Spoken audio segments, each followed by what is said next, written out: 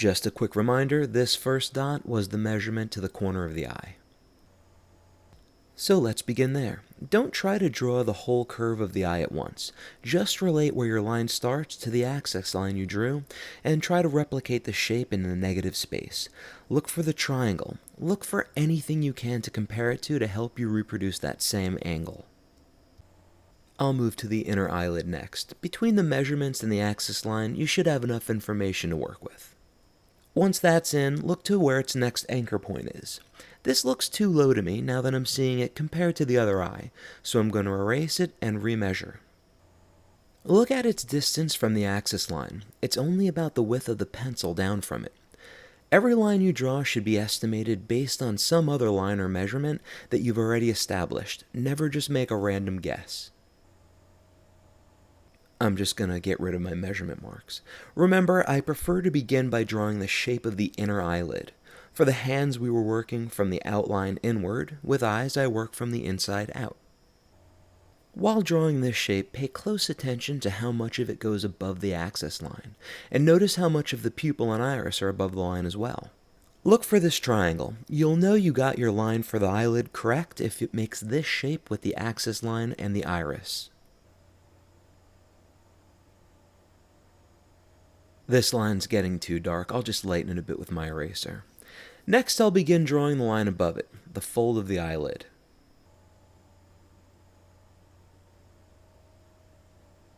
Okay, why does this look wrong? Do you see where the problem is? I can tell it's wrong because the shapes aren't lining up and the expression in the eye looks angry.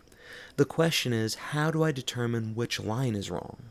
First, I'm going to check my measurement on this side of the eye. That looks fine. That means the problem originates on the left side. There's the problem. Did you catch that? My measurement to where the eye starts was slightly too far to the right. Look again. The eyeball should be starting here, but that's where I've begun the corner of the eyelid.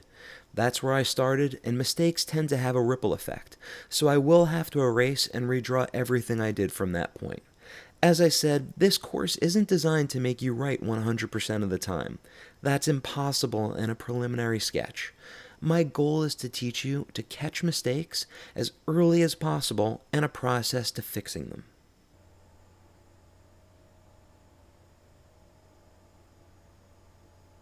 I can tell this is closer because all the lines are intersecting, but I can't say for sure yet.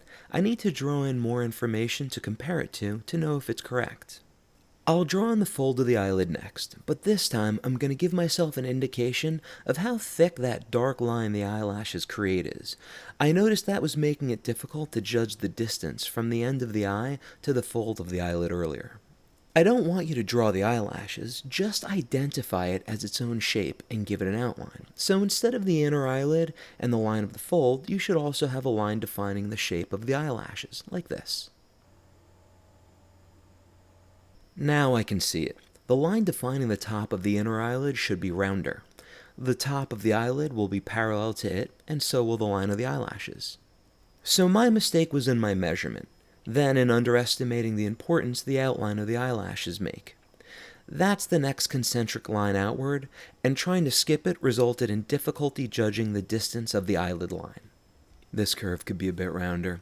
I easily could have edited all of that out, but I wanted you to hear the process I go through to fix my mistakes. Mistakes are an unavoidable factor in drawing. If I left out that part of the process, I would be missing a huge opportunity to teach you how to edit your drawing. Much better. Let's move to the pupil and iris next. To begin the iris, I'm going to start by drawing this shape in here. This area is dense with information I can use to help me make good judgments, like how far it goes above the axis line, for example. And I'll use that curve to judge the shape of the other half of the iris. And remember, this highlight should line up with this one. Both of mine land exactly on the axis line, so that helps. But you must make sure they're lined up or your eyes will look either cross-eyed or wall-eyed.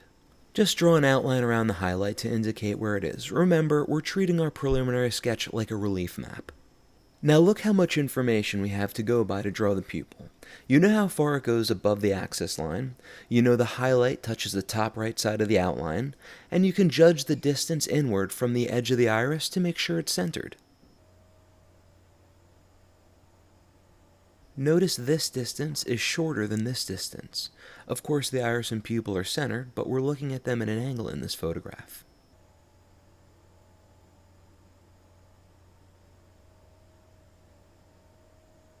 Let's move to the eyebrow next.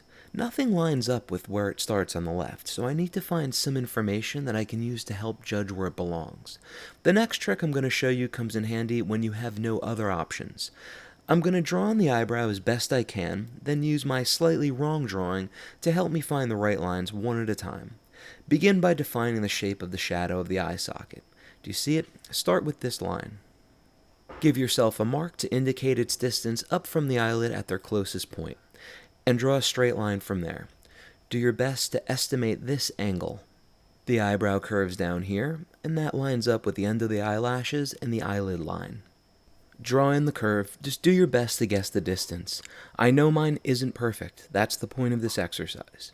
With that information in, I'll do my best to estimate where the eyebrow begins. Okay, I can already see the eyebrow is too long on the right. I'll fix that in a moment. First, I'd like to put in a little more information to help me see what other adjustments I need to make. As you learned from drawing hands, when you run out of lines to help you place features, look to planes to help you. All of this is one plane, the shape underneath the eye is one, and remember to put in the bottom lip of the eyelid as well. Okay, close enough. Here's how it works. Once you have some approximate lines drawn in, you can compare them to the photo reference one at a time and fix them. Pause your video and take a moment to compare my eyebrow to the photo reference and see if you can spot the ratios that are off. Let's start with the length of the eyebrow. As I pointed out, it's too long, so I'll erase it, and based on my mistake, the next line I draw will be closer to correct. I'm just going to keep sketching over the line until it looks right and I get this curve in the right spot.